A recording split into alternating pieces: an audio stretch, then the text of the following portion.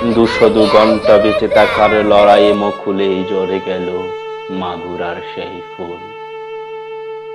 শান্ত হয়ে ঘুমিয়ে গেছে মাগুরার সেই শিশুটি।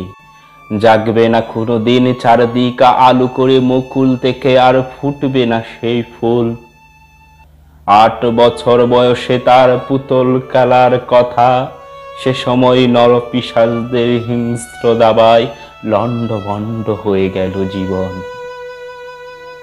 মানুষ রূপী শুকনেরা খামচে কুবলে খেয়েছে তার নরম শরীর। টানা 7 দিন ছোট্ট শরীর সেই যন্ত্রণায় চটপট করেছে।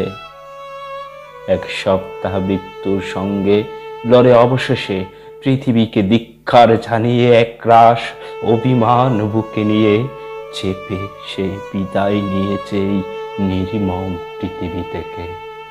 চিৎকার দিয়ে পৃথিবীতে আগমনের ঘোষণা দেওয়া শিশুটি বিদায় বেলাও পুরো দেশ নাড়িয়ে দিয়ে গেছে। কান্নায় ভাসিয়ে গেছে দেশবাসীকে, একই সঙ্গে করে গেছে অপরাধেও।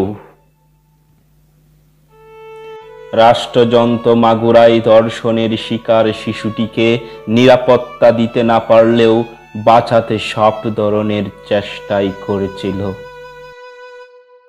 প্রতিদিন স্ট্যান্ডার্ড আইসিইউ প্রোটোকল অনুযায়ী প্রয়োজনীয় পরীক্ষা নিরীক্ষা করে এবং সে অনুযায়ী তাকে সর্বোচ্চ চিকিৎসা সেবা দেওয়া হয় ঢাকার সম্মিলিত সামরিক হাসপাতালে CMH।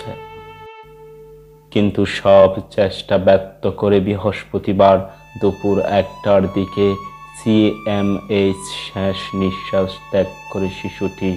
ইন্না লিল্লাহি ওয়া ইন্না ইলাইহি রাজিউন।